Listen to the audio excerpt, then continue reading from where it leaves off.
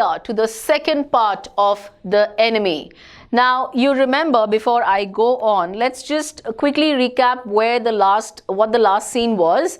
So you remember, Hannah was alone with the white man. Yumi had refused. She did not want to watch the white man. She said, no ways I'm going to do it. Hannah did not take a chance. She did not force her more than that. She was angry, but she said, okay, fine, you go and do your own work. I will handle this.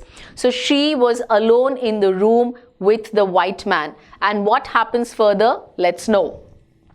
Stupid Yumi, she muttered fiercely. She said, this girl is stupid, really. I mean, she was in a very angry tone, in a very aggressive manner. Is this anything but a man? Is this to get scared of? He's just a man. And a wounded, helpless man. He's wounded, that poor soul. He's not even conscious. He knows nothing what is happening with him. What are we doing to him? He's not even aware. And he's wounded, and still she's refusing to help. In the conviction of her own superiority, she bent impulsively and untied the knotted rugs that kept the white man covered. Now, in the conviction, in the belief of her own superiority, that means being the master, right? Being of that higher status, being the master, she bent impulsively. Impulsively, that means without thinking, she quickly bent. I mean, she was that master thing there right now because Yumi had refused. So she quickly bent and she untied the knotted rugs. There were rugs, all those old clothes and those, the blankets around him. And she started opening them. When she had his breast bare, she dipped the small clean towel that Yumi had brought into the steaming hot water and washed his face carefully. So as soon as she opened those, blankets, she found his chest bare, right? So what she did was, she took that small cleaning towel. She took a very nice clean towel which Yumi had brought. She dipped it into the hot water and she started cleaning the white man's face very carefully. The man's skin, though rough with exposure, was of a fine texture and must have been very blonde when he was a child. Now, while she was cleaning, while she was moving all the sand away, of course the texture, the quality was a little rough, but still, when she cleaned out the sand, all the roughness came out. She found the texture really fine. It was really good skin. And she felt that, okay, he must have been very fair, blonde hair, very fair when he was a young child. I'm sure that's how it looks. While she was thinking these thoughts, though not really liking the man better now, that he was no longer a child, she kept on washing him until his upper body was quite clean. But she dared not turn him over. Now, she was cleaning as well as thinking at the same time, that he was young and he must have been fair. Of course, right now he was a grown-up man, right? He was 25 nearly. So he was a grown-up man. Of course, she did not like him as a man. But yes, she kept cleaning his upper body to a good extent, but she did not have the courage to turn and clean his back. She was just there. Where was Sadao? Now, while she was doing this, it was quite some time she was wondering where her husband was. Now, her anger was ebbing. Her anger was ebbing, as in now it was going down. Gradually, it was decreasing. And she was anxious again, and she rose, wiping her hands on the wrong towel. Now what happened was, she was anxious again, like where did her husband go? And she got a little scared, she got a little panicky that, oh, I'm again alone with this man. And she quickly got up, she wiped her hands, but she used a wrong towel. She used something wrong which she shouldn't have to clean her hands. Then, lest the man be chilled, she put the quilt over him. She says, it was really cold. And she had removed the blankets. So she said, now he's exposed, he'll feel more cold. So quickly she put the blanket over him. Sadao, she called softly. Immediately now she covered him. She had wiped him the upper half, and she quickly called her husband. He had been about to come in when she called. Now she called and immediately he opened the door like he was just about to come anyways. His hand had been on the door and now he opened it. So coincidentally, when she called and he was at the same time about to open the door. And so he walked in. She saw that he had brought his surgeon's emergency bag and that he wore his surgeon's coat. Now she looked at him and he was all dressed as a surgeon. He was all ready to operate. He had come with his emergency bag and he had also put on his surgeon's coat. You know, the surgeons wear that particular coat when they go to operate. You have decided to operate, she cried. She says, oh my God, you're all set? That's the tool. You're all set to operate? Yes, he said shortly. He turned his back to her and unfolded a sterilized towel upon the floor of the tokonoma alcove and put his instruments out upon it. Now what he did was he just told her yes, and he quickly turned his back towards her before, she could say something, and again things would say that don't do it and stuff. He did not want to hear anything from her. So quickly he took, he gave her, his back, and he opened a sterilized towel, we know, which is a disinfected one. For operations, obviously you want everything disinfected. Everything is absolutely clean and sterilized. So yes, he opened the towel on the floor of the tokonoma alcove. Now tokonoma alcove, here it is a Japanese word for alcove, a part of a room where usually things are displayed. So there was a place that was empty. Generally they put, their flower vases and stuff over there. So that thing they moved aside, and he put his towel and quickly he took out all his instruments. Fetch towels, he said. He told her, okay, quickly now go and bring some towels. She went obediently. She did not say anything. She did not go against. She quickly got up, but how anxious now, to the linen shelves and took out the towels. She quickly was, she ran and she quickly took out the towels from the shelves. There ought also to be old pieces of matting so that the blood would not ruin the fine floor covering. Now obviously she was the woman of the house, so she was a little concerned. She says, in case that blood touches the mat of the floor, it will be a problem. So she says, I'll quickly take some old pieces of matting also, old shrugs, old pieces. She said, I'll carry that and put it down there so that the blood should not touch the mat of the floor, otherwise it will get spoiled. So she was a concerned woman of the house. She went out to the back veranda where the gardener kept strips of matting with which to protect delicate shrubs on cold nights, and took an armful of them. Now what she did was quickly, now she wanted to carry those shrugs, right, those old pieces of matting. So she went quickly to the back veranda, and there actually what they do is, when it is very cold over there, they use those thin shrugs over the bushes so that the plants don't die, when it's extremely cold. So she quickly went and took those shrugs from there, and an armful of them. She took as many as she could and she ran back.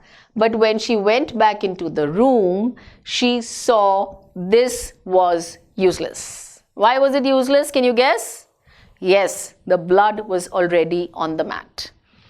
The blood had already soaked through the packing in the man's wound and had ruined the mat under him. Across the bandage, that blood had come out, right, and it had already touched the mat of the floor. The mat was already stained, spoiled with blood. Oh, the mat, she cried. I mean, she was the woman, so obviously she did not like the fact that her mat had got spoiled. Yes, it is ruined, Sadao replied, as though he did not care. He says, okay, fine, it's ruined. Help me to turn him, he commanded her. Now he was a proper surgeon at that point of time, more than her husband. He says, okay, fine, it's ruined, no matter. Now you quickly come and help me so that I can turn him. She obeyed him without a word, and he began to wash the man's back very carefully. As soon as she helped him, then Sadao himself started washing his back. Yumi would not wash him, she said. She said, I'm sorry, but Yumi did not agree to do it. Did you wash him then? Sadao asked, not stopping for a moment his swift, concise movements. He says, fine, if she did not, Did you? But while he was talking to her, continuously his hands were moving. He was making those swift, very softly, he was trying to clean his back. Yes, she said. He did not seem to hear her. She had cleaned, right, his upper body. She said, yes, of course I did. But he was so engrossed. He was totally, lost in that work, what he was doing, that he did not even seem to hear her. But she was used to his absorption when he was at work. By then, she was aware that when he starts working, he doesn't know what's going on around him. He is totally absorbed. It is a state of being engrossed in something. He was concentrating. His full concentration was right there. She wondered for a moment if it mattered to him what was the body upon which he worked so long as it was for the work he did so excellently. She was wondering, she says, does he even have an idea that what was the body upon which he worked? He says the body was on the mat and he's working on the mat, but the work that he does as a surgeon was excellent. You will have to give the anesthetic if he needs it, he said. Now, he was at the back and he was trying to operate. He was trying to work on that wound. And he tells her, look, there might be a need where you will have to give the drugs that cause temporary loss of sensation or awareness. Anesthesia, whenever anybody is operated, they make them smell, or they probably give an injection on the back, and you just go dead. That part of that body, the particular part of the body, even when you go to the dentist, sometimes you get that anesthesia, right? I hope you haven't experienced that. Yes, so that anesthesia, you will have to do it if required. She repeated blankly, but never have I. She's saying, how do I do it? I have never done such a thing before. It is easy enough, he said impatiently. He said, very quickly he answered. He said, it's damn easy, you don't worry. You remember he was concentrating on that wound. So he said, don't worry, it's very easy, I'll guide you. He was taking out the packing now, and the blood began to flow more quickly. The packing of the wound, he tried to open that packing, and again there was more blood coming out. He peered into the wound with the bright surgeon's light fastened on his forehead. Now, when the surgeons operate, they have a light on their forehead. So when they look at the wound, that light goes directly there. So he was looking there. He was literally peeping into the wound. The bullet is still there. Now, because of the light, he could see the bullet over there. He said with cool interest, now I wonder how deep this rock wound is. He says, now bullet I can see, but how deep is that rock wound? That wound which he got, that hurt which he got because of the rocks. I just wonder how deep it is. If it is not too deep, it may be that I can get the bullet. He says, look, if that wound is not very deep, then very quickly I can remove the bullet. But the bleeding is not superficial. The bleeding, it's not very deep. So he has lost much blood. He was bleeding right from the time they got him on the sand till they brought him home. Then again, when he opened the bandage, there was continuous flow of blood. Already too much had come out. At this moment, Hannah choked. She was like a little shocked. He looked up and saw her face, the color of sulfur. The color of sulfur is something yellow. So her face had gone pale. It had totally become yellow in color. That means she became pale. She was so scared. She was so scared that all this is going to happen in front of her eyes. The way he spoke to her that I can remove the bullet, the wound is not very deep. So she started getting a little pale now. Don't faint, he said sharply. The moment he looked at her, he felt, oh my God, now she is going to faint. He did not put down his exploring instrument. While he was telling her, he was still working. He was that exploring that instrument. He was trying to check the wound. If I stop now, the man will surely die. He says, now if I have stopped, this man is definitely dying. She clapped her hands to her mouth. She put her hands on her mouth and she leaped up, she jumped up and ran out of the room. She could not see what was going on in front of her eyes. Come on, she was not the doctor. Her husband was the doctor. So obviously he was used to it, but not she. Outside in the garden, he heard her retching. Retching as in she started vomiting. I mean, seeing flesh, seeing blood. Any common man, you and I also, not being doctors, would have done the same. We would have reacted in the same manner. But he went on with his work. He heard her vomiting, right? But he did not stop. He continued with his work. What he felt was, it will be better for her to empty her stomach. He thought, now he was a doctor. He said, it's good. Let her vomit, let her stomach be fully empty. It's better. Then she can be okay.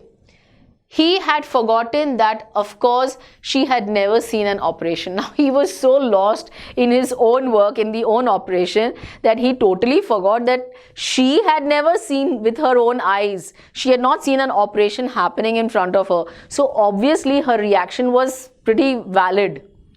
But her distress and his inability to go to her at once made him impatient and irritable with this man who lay like dead under his knife.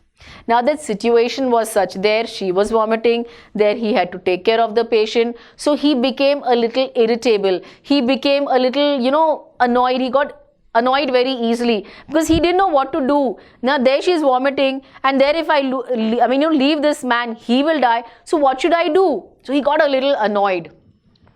And of course, that man was dead under his knife, who lay like dead, not dead, like dead under his knife. This man, he thought, there is no reason under heaven why he should live. Now, he had got annoyed, he had got irritated because there she was, under stress, under tension and a lot of anxiety.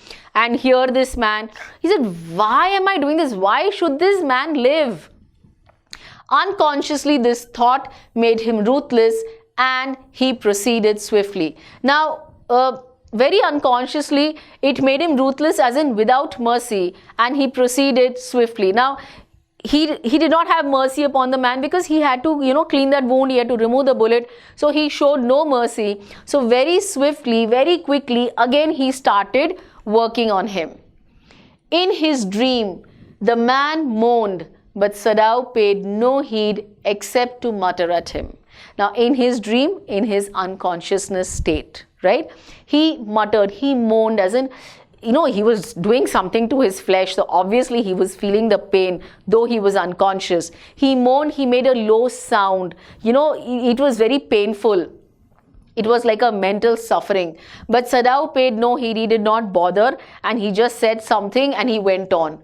Groan, he muttered. He says, okay, fine, you groan, you cry in pain. Groan if you like. I am not doing this for my own pleasure. He said, I am not doing this for my pleasure. In fact, I do not even know why am I doing it. He says, you cry in pain, no problem. I don't care. Even I don't care about you. I don't even know why am I doing this to you. The door opened and there was Hannah again. Now finally she finished vomiting. She was okay. With all the courage, she came back to the room. Where is the anesthetic? She asked in a clear voice. Now she came back bold and brave, and she asked him, okay, tell me, where is it? Sadao motioned with his chin. He showed, it's there. He motioned it with his chin. He showed it. It is as well that you came back, he said. This fellow is beginning to stir. He says, I'm so happy, I'm so glad you came back. Now, this gentleman is moving a bit. He has started to stir, he has started to move. So, I guess we will need it. But how shall I do it? She asked. She says, okay, fine, he needs it. But how do I do it? Simply saturate the cotton and hold it near his nostrils. Sadao replied, without delaying for one moment the intricate detail of his work. He says nothing. You saturate the cotton. You saturate, that means you moisten it with whatever that liquid is. You make that cotton wet and you keep it near his nostrils. You have to make it wet with a certain medicine, not water, of course. And he replied, But not for one moment did he stop the intricate, as in the complicated or the complex detail of his work. The way he was involved in that, he just answered her, but he did not stop working. When he breathes badly, move it away a little. He says, now you keep it near his nostrils, and nostrils is right near the nose, right? You keep it there, and if you feel he has started breathing very badly, quickly move away that cotton. She crouched close to the sleeping face of the young American. She sat, she bent forward and down. Now she went on her knees and she went close to the man near his face so that she could keep the cotton. It was a piteously thin face, she thought, and the lips were twisted. Piteously, as in a very deserving pity. Now, she felt pity for him. She said, yeah, somewhere she felt that as a human, that he really needs to be okay. And his lips were twisted. Of course, he was badly hurt. The man was suffering whether he knew it or not. He was suffering so badly. But did he even know it? Was he even aware? Watching him, she wondered if the stories they heard sometimes of the sufferings of prisoners were true. Now, when she looked at him, she, tried to recall. She was thinking, the stories that we hear, that how the prisoners are tortured, they are put to pain. Do they really come true? I mean, is this really true? Do they really do it? They came like flickers of rumor told by word of mouth and always contradicted. Now she felt all these flickers of rumor, it kept coming, going. They would come, they would spread these rumors, and then this was told by word of mouth, one person telling the other, and it was always contradicted. It was like, no, it's not the case. It was always opposed. In the newspapers, the reports were always that wherever the Japanese armies went, the people received them gladly with cries of joy at their liberation. So she says, whenever in the newspapers, whatever reports they would come across, they were always that wherever these people went, the Japanese armies, they were welcomed with love, they were welcomed with respect, right? With cries of joy at their liberation, at their freedom. They had got liberated. So they would be welcomed. There were cries of joy, of happiness. But sometimes she remembered such men as General Takima, who at home beat his wife cruelly, though no one mentioned it, now that he had fought so victorious a battle in Manchuria.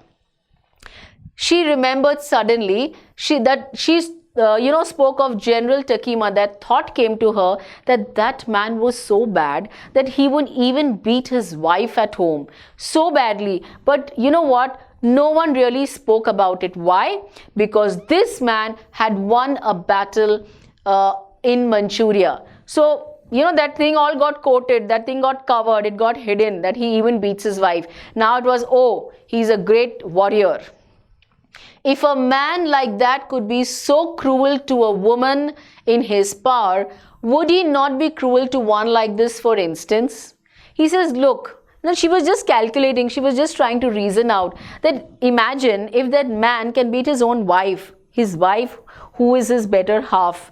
If he can do that to her, what would he do to a prisoner? Would he even think twice? There was no connection to a prisoner. In fact, they were enemies. So obviously, he would definitely torture him badly. It was an understood factor. When you can't have pain for your wife, how would he have pain for a prisoner? Now, she just looked at this case, just looking at this example, obviously they have beaten him so badly. She hoped anxiously that this young man had not been tortured. She says, oh my God, I just hope this man has not gone through that bad torture. It was at this moment that she observed deep red scars on his neck just under the ear. Now, while she was thinking all that, remember her hand, was with the cotton near his nostrils. So while she was looking at him, suddenly she found deep red scars, and there were marks, and they were deep like cuts on his part. This is under the ear. She noticed them. Those scars, she murmured, lifting her eyes to Sadao. Now, he was operating on the lower back where the bullet was. And she quickly tells him, she brings his notice that, look, he's got deep scars here. But he did not answer. He was totally there. His full concentration was on that wound, so he did not bother. At this moment, he felt the tip of his instrument strike against something hard, dangerously near the kidney. Now what happened at the same time when she told him this, that look, he has scars here as well. At the same time, he had that instrument in his hand. Now the tip of the instrument had touched something hard and it was somewhere very close to the kidney. All thought left him. He was finally there because he was locating the bullet. He felt only the purest pleasure. He was happy because he was looking for that bullet. Finally, he had located, he had found the bullet. He probed with his fingers delicately, familiar with every atom of this human body. Now, the way he had got training, he was aware, he knew very well every atom of the human body. He was trained so well, so beautifully, that he knew exactly where what was. So he probed with his fingers very delicately and very familiar, knowing every part. He was trying to get to there. His old American professor of anatomy is the science of human body. So remember, when he had gone to States, his American professor who was teaching him the science of human body had seen to that knowledge. He had made sure that they are very well, they knew even every atom of the body. Ignorance of the human body is the surgeon's cardinal sin, sirs, he said, thundered at his classes year after year. Now, what would that professor say? See, if the teachers are so good, if they are so dedicated, the students are like this. This is the outcome of dedicated teaching. Yes, experienced teaching. So this professor was extremely experienced, and he told him, ignorance, that means if you don't know, if there is lack of knowledge of the human body. Now, when a surgeon means who operates on a human body. Obviously, he is supposed to know every minute detail, every small detail of the human body. He has to know. If he doesn't, it is a cardinal sin. It is the major, it's a very big sin. Because if the surgeon does not know, how will he operate? How will the operation ever be successful? So yes, he had thundered, he had screamed at his classes year after year. Loudly, he kept screaming these lines to his students. To operate without as complete knowledge of the body as if you had made it, anything less than that is murder. Now he explains this line so well. He says, if you are going to operate without complete knowledge, like, you have to operate as though you have made that body.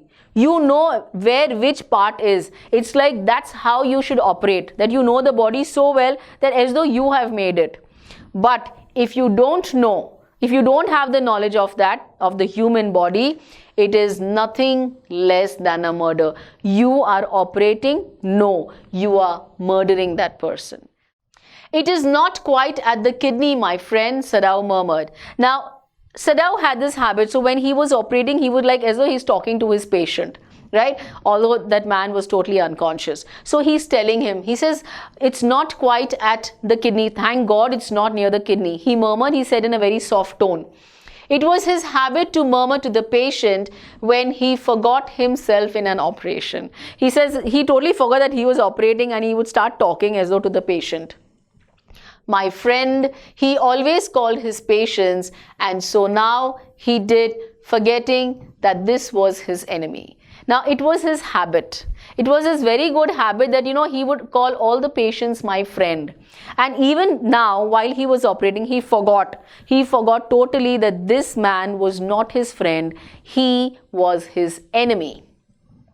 Then quickly, with the cleanest and most precise of incisions, the bullet was out. Now what he did was very quickly and with a very smooth cut, a very quick cut made by the surgeon, and he removed the bullet out. The man quivered, he shook, he trembled, he shivered, but he was still unconscious. He had not gained consciousness. Nevertheless, he muttered a few English words. Now, though he was unconscious, yet he said something, and very softly. Guts, he muttered, choking. They got my guts. Guts now actually means stomach. It had hurt him there, right? So they said they literally got my guts. Sadao, Hannah cried sharply. Now he spoke something. So Hannah was afraid that, now he's getting awake. He's going to regain consciousness. Hush, said Sadao. He says, keep quiet, keep quiet. The man sank again into silence. So profound, so deeply, that Sadao took up his wrist. Immediately he took his wrist, although he did not want to do it, he hated it. But yes, he quickly went to check his pulse, that is he still alive? Yes, there was still a pulse, so faint, so feeble, that so weak, but enough if he wanted the man to live, to give hope. He says, yes, this pulse that was beating, it was very weak, undoubtedly, but still there was hope that this man would live. But certainly, I do not want this man to live, he thought. Now, he's working on him. He's removing the bullet. He's, making sure that everything is okay with him. But still, hearts and hearts, he says, I don't want this man to live. No more anesthetic, he told Hannah. He said, okay, fine, now stop. Remove that cotton from his nostrils. There is no need to do it. He turned as swiftly as though he had never paused, and from his medicines he chose a small vial and from it filled a hypodermic and thrust it into the patient's left arm. Now what he did was, he took out a small bottle of medicine, right, and he quickly filled an injection. Hypodermic here means an injection, right? Very quickly he did that. He didn't stop. He quickly filled that injection and he put it on his left arm. Then putting down the needle, he took the man's wrist again. He says, now like that man was sinking. He was literally going low and low and low. So he quickly gave that injection and again he checked his pulse. The pulse under his fingers fluttered once or twice and then they grew stronger. It fluttered as in it vibrated because that injection went in, that medicine went in immediately. So very quickly it vibrated and then it started very strongly. This man will live in spite of all, he said to Hannah and sighed. He says, no matter what, irrespective of anything, this man is going to live. And he gave a sigh. He the young man woke, so weak, his blue eyes so terrified when he perceived where he was, that Hannah felt compelled to apologize.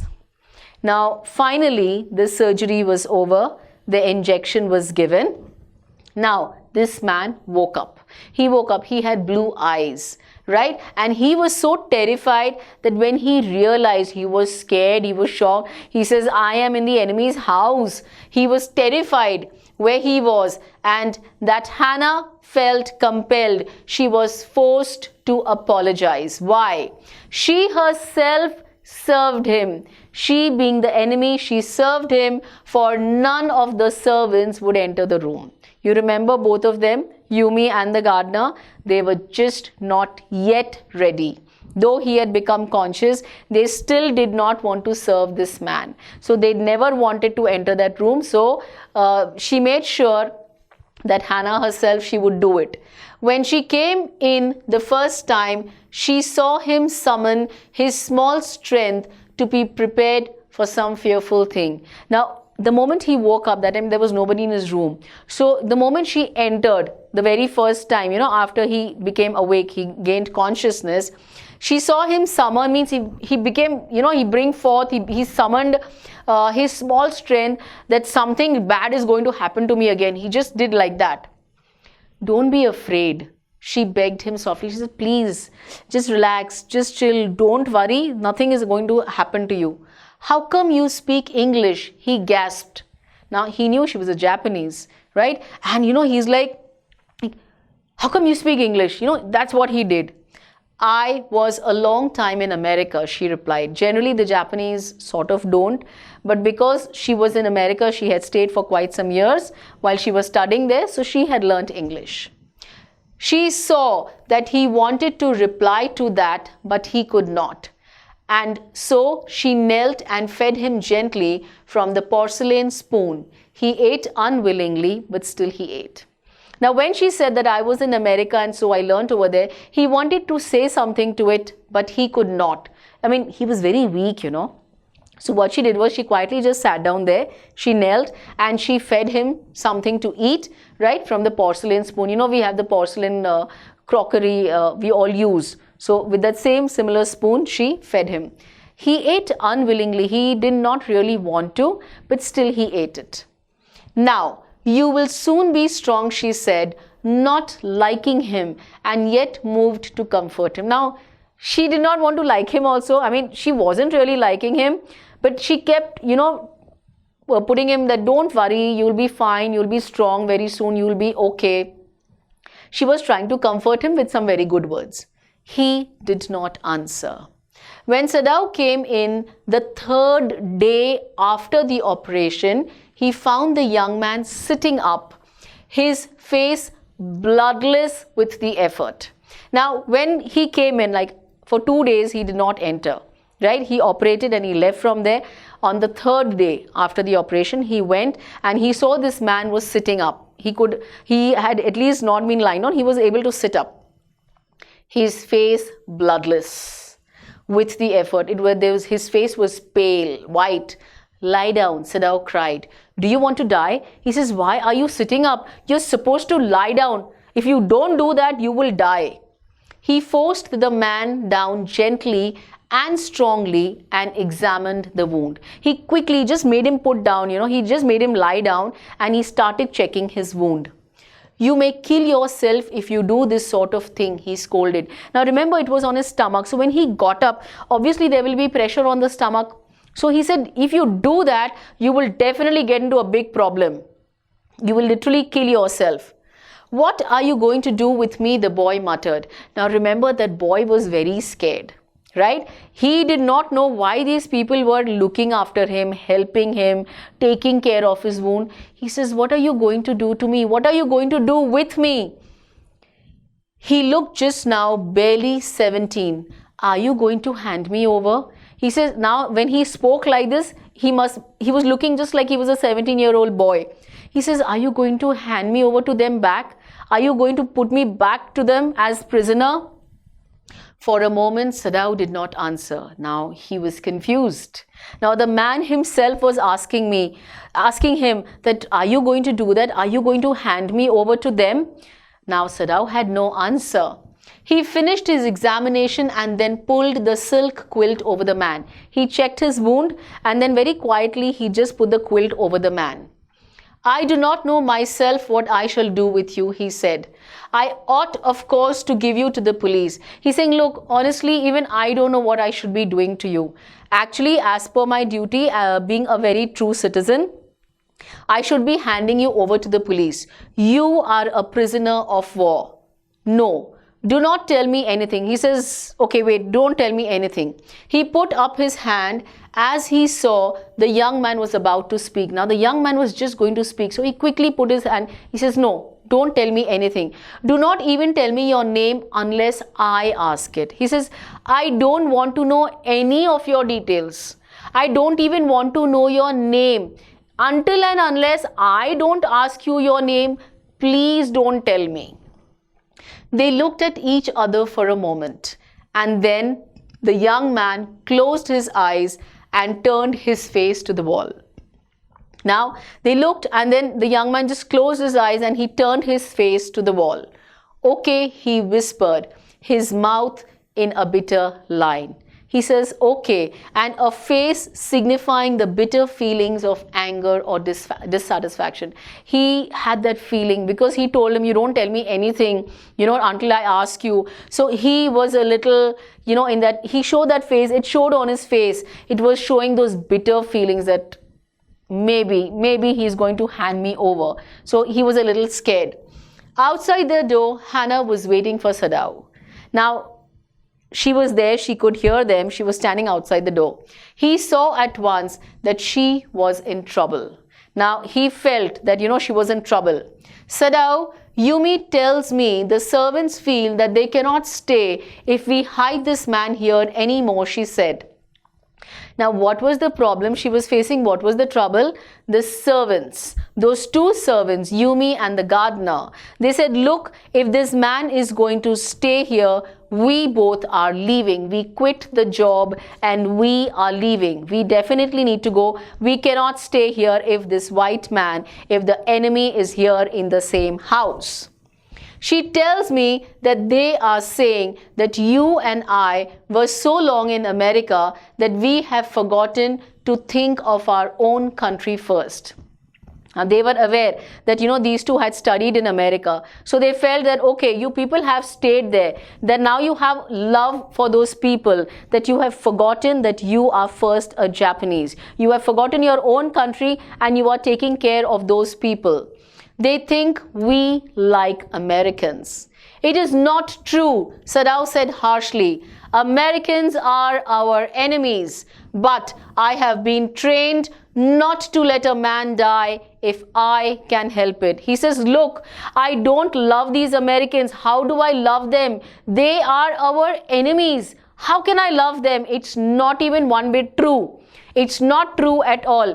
The problem is that I have been trained so that I don't let anybody die. If it is in my capacity, if I am trained in such a manner that I can save the person, I definitely cannot let the man die. So obviously I knew, I took care of him and I made sure that this man doesn't die.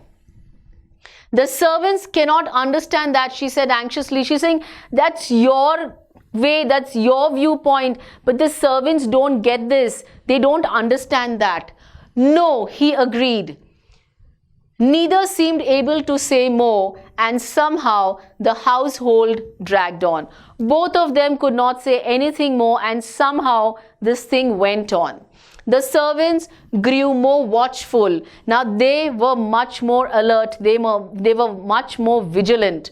Their courtesy was as careful as ever, but their eyes were cold upon the pair to whom they were hired. He says, now they were fine, they were polite with the couple, they had no problems with the couple as such. They took care of them, they did all the housework, but what had happened is they were totally on that alert mode. They watched, they had a very careful eye over everything what was happening over there. It is clear what our master ought to do, the old gardener said one morning. He says it is very clear what he should be doing. Why isn't he doing it?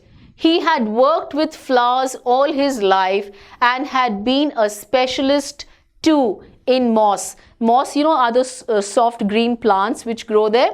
So he was a gardener. Now he knew, he had worked with flowers, how they grow, how they blossom. For Sadao's father, he had made one of the finest moss gardens in Japan, sweeping the bright green carpet constantly so that not a leaf of a pine needle marred the velvet of its surface. Now, he was such a, skillful, he was a very clever gardener that when Sadao's dad was alive, he had made him the best ever moss garden in Japan. Very, smooth carpet type thing. And he used to sweep that bright green carpet constantly. He would wipe it so that not a single, that pine needle, that needle-like leaf, it never marred, as in it didn't spoil that carpet, that velvet of it. It's a very velvety, a very smooth surface. My old master's son knows very well what he ought to do. He's saying, come on, he's his son. I'm sure he knows what to do. He now said, pinching a bud from a bush as he spoke. He just pinched a bud out of the bush. That means he just removed it out from there. When the man was so near death, why did he not let him bleed? He's saying he was bleeding to death. The way he was bleeding, he was about to die. Why didn't he just leave him alone, let him bleed some more and just die? That young master is so proud of his skill to save life that he saves any life, the cook said contemptuously. Now here, very disrespectfully, he said just because he knows to save lives, just because he is very good at it, he will save anyone's life? She split a fowl's neck skillfully and held the fluttering bird and let its blood flow into the roots of a wisteria vine. Now, what she did was, so they both were standing there outside, and what she did was she literally broke the neck of a hen, right? She did that very skillfully and she held it down. Obviously that she broke the neck so that it came into two pieces and the blood started flowing down. And there was a vine, there was a plant over there. She let the blood flow on that. Blood is the best of fertilizers, and the old gardener would not let her waste a drop of it. Now the old gardener had told her, don't let this blood go into the sink. Don't do this in the kitchen. Come and do it outside and let every blood go into the plant because it is one of the best fertilizers. So she was obeying him. It is the children of whom we must think, Yumi said sadly. She said, we need to understand, we need to think that this man, this doctor has children. We need to think about the children. She was their nanny, so obviously, she had a very soft corner for them. What will be their fate if their father is condemned as a traitor? She's saying, what will be their destiny? What will they do if the father gets caught? That's Dr. Sadao. If he gets caught and if he is punished, why? Because he was the one who broke someone's trust. He was a traitor. He was not at all faithful to his country. So, obviously, he would be punished. What would the children do then? They did not try to hide what they said from the ears of Hannah as she stood arranging the day's flowers in the veranda nearby, and she knew they spoke on purpose that she might hear. Now, they were very well aware that Hannah is around here and they wanted her to listen. They wanted her to know what they were speaking. So, they continued talking, and of course, even she was aware why they are talking loudly because she knew that they wanted her to listen. So, it was a very common thing that was going on there. Obviously, she was standing there arranging the flowers, and while they were speaking, so she heard them. That they were right, she knew too in most of her being. She felt that what they are saying is actually right. They are not wrong. I mean, it is definitely, they are going to fall into a big problem. But there was another part of her which she herself could not understand. Now, there was something else within her that couldn't really, she herself couldn't understand. It was not sentimental liking of the prisoner. It definitely was not something that she had feelings for the prisoner. That was not the case. She had come to think of him as a prisoner. She was like, oh God, he is a prisoner. She had not liked him even yesterday when he had said in his impulsive way, anyway, let me tell you that my name is Tom. She hated him even yesterday. One day prior, what he had done was very impulsively, without thinking anything, he says, okay, whatever it is, just let me tell you that my name is Tom. He just told her. She had only bowed her little distant bow. She saw hurt in his eyes. She was just trying to make that bow, and she could see in his eyes there was a lot of hurt, there was a lot of pain, but she did not wish to assuage it. She did not want to decrease that pain. She did not want to reduce that pain. Indeed, he was a great trouble in this house. Why she did not want to decrease that pain in his eyes? Because anyways, he was a big trouble for the house. He was a big trouble. He was a big risk to everybody. As for Sadao, every day he examined the wound carefully. He kept checking the wound. The last stitches had been pulled out this morning. Obviously, now because there was a surgery, there were stitches. Now that day was the last stitches had come out, and the young man would in a fortnight be nearly as well as ever. Now within 2 weeks time, now that the stitches were open, by 2 weeks he would be perfectly fit and fine. Sadao went back to his office and carefully typed a letter to the chief of police reporting the whole matter. Now he saw that he's absolutely okay, he's recovering. So what he did is, he went back to his office and he started typing a letter to the chief of police. And he gave him the whole matter. On the 21st day of February, an escaped prisoner was washed up on the shore in front of my house. Now this is what he started typing to the chief of police. He says on the 21st day of February, that means on the 21st Feb, this is what happened. An escaped prisoner had come. He was washed up on the shore in front of my house. So far he typed, and then he opened a secret drawer of his desk and put the unfinished report into it. He typed so much. He took it out, he did not go further with it, and he put it in a very secret drawer of his desk. He did not complete that report.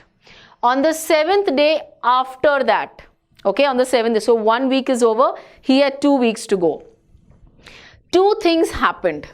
In the morning, the servants left together, their belongings tied in large square cotton kerchiefs.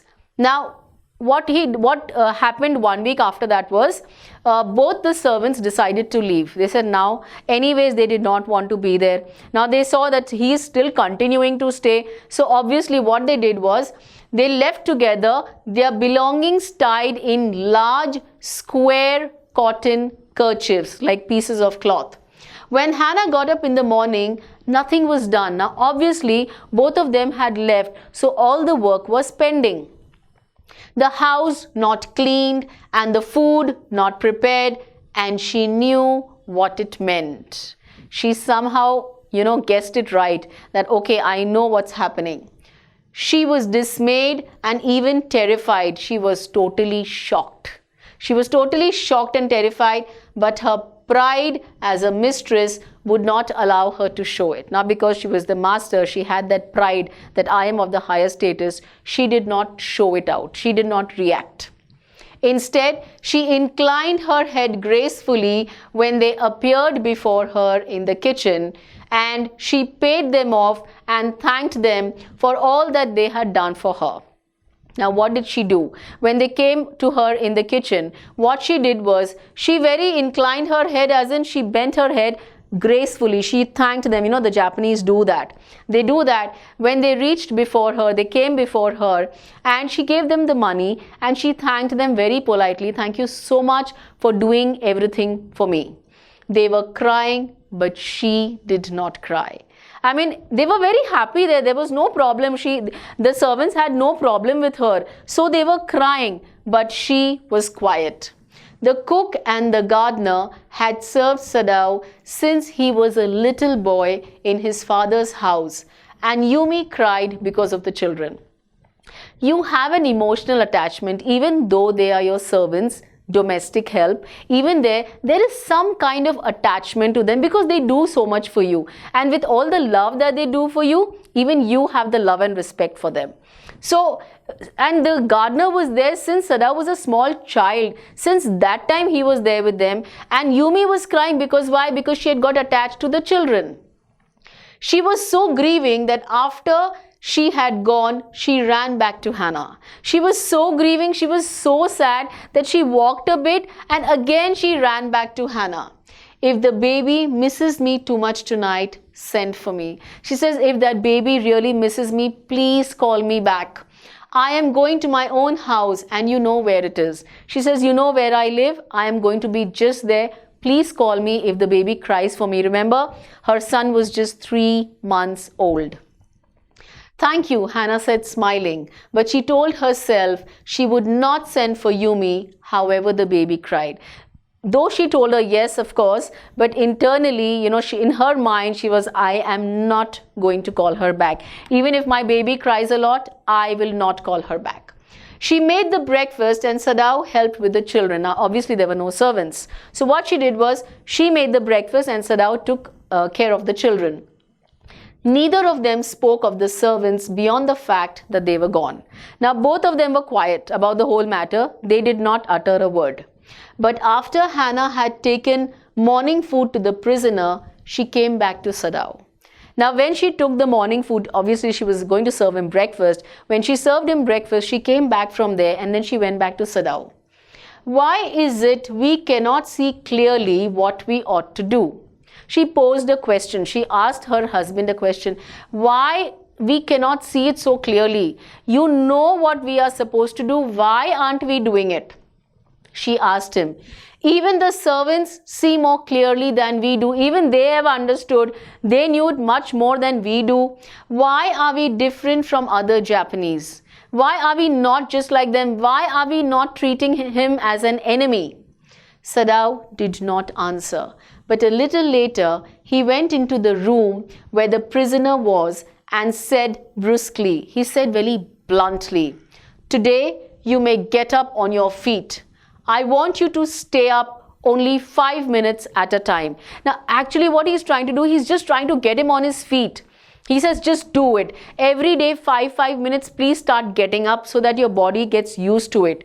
Tomorrow, you may try it twice as long. Today 5 minutes, tomorrow make it 10 minutes. It would be well that you get back your strength as quickly as possible. Now he wanted to get rid of that trouble from the house. He knew that thing is causing him a lot of problem.